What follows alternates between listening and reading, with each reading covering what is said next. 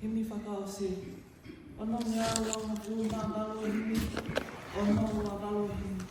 O ka take o mea hake te tau Yesu.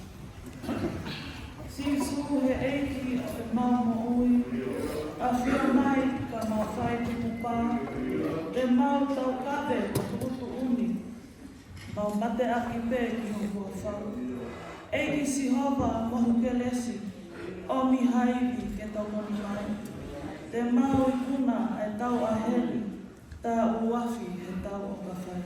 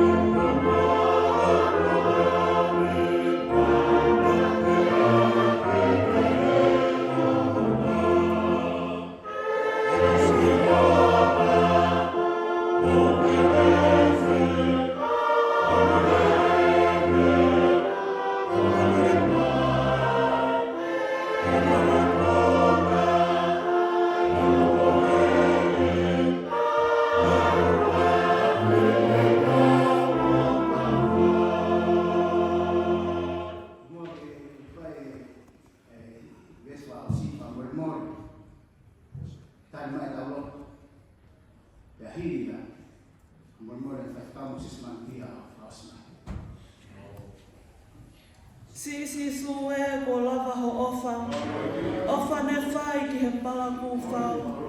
Te mauri oa maa e awhiona, nofo o tali ho ngahi whekau.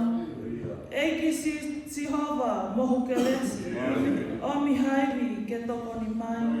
Te mauri kuna e tau a heri, tā uafi he tau o ka whai.